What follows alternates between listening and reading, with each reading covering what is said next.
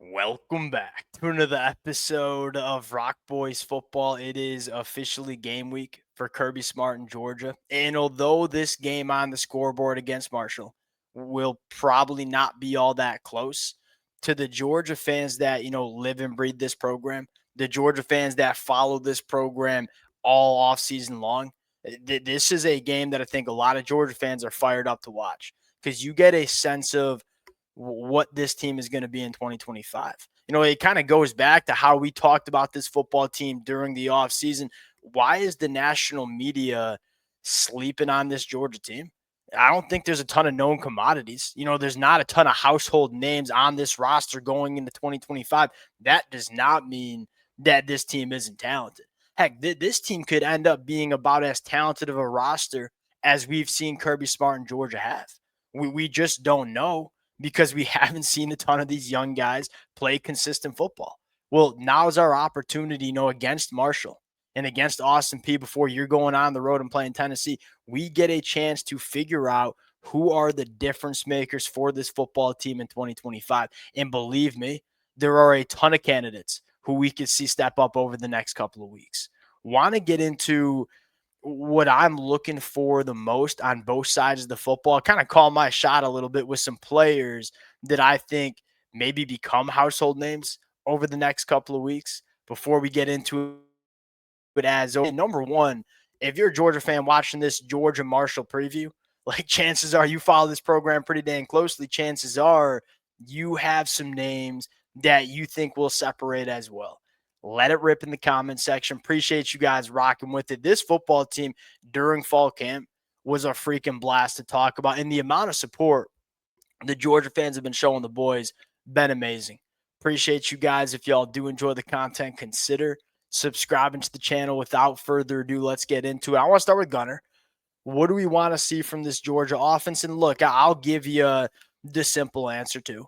Like, I want to see him come in, run this offense clean, be the leader that we've heard Gunner be all off season long for this Georgia offense. I want to see that. What I'm most interested in seeing is, hey, what does it look like when we're trying to push the ball down the field? That was something that was kind of a fatal flaw for Georgia at times in 2024. You talk about the struggles in the run game.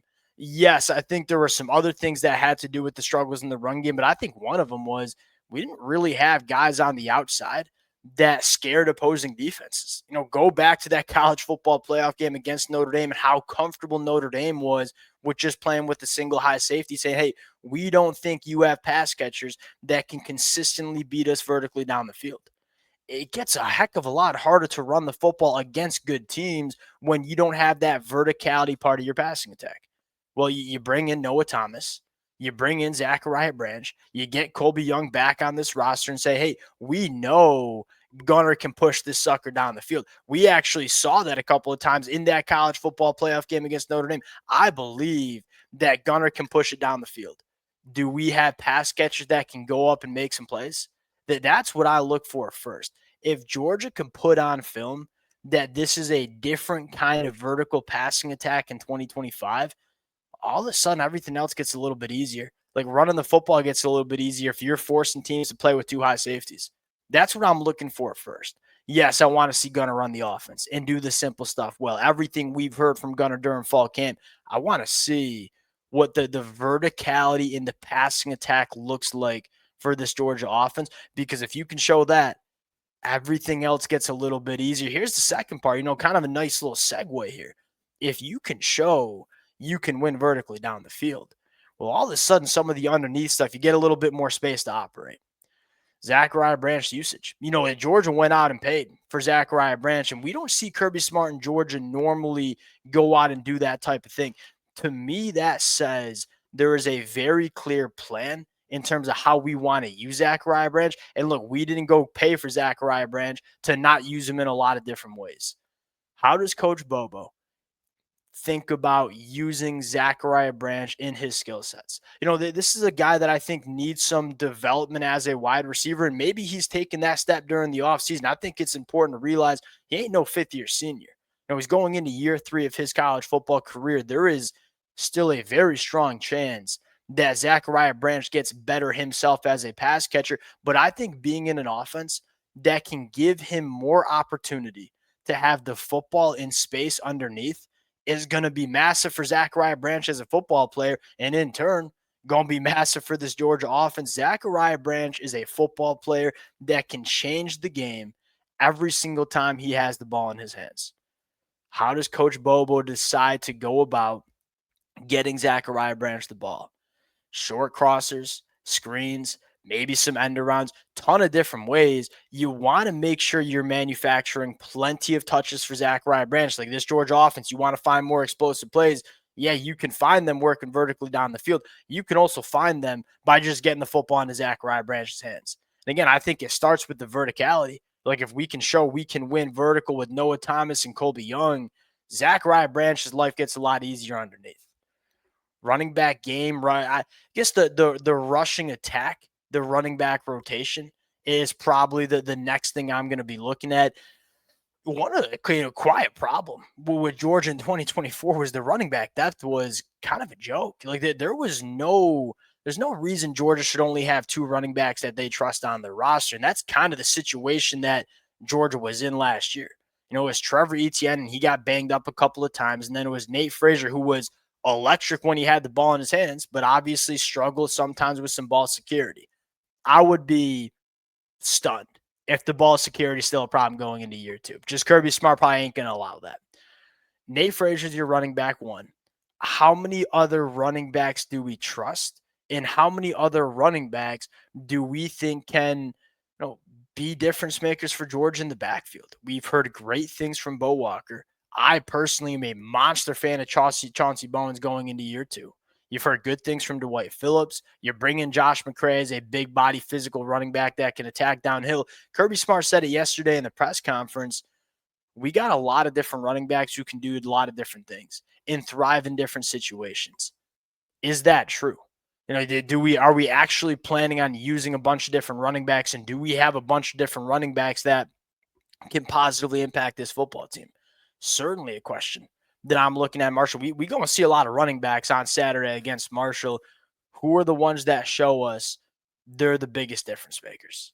Offensive line rotation. I think there are still some position battles that we're trying to figure out, most notably at right guard. Juan Gaston fires me up. What does this kid look like as a true freshman at guard?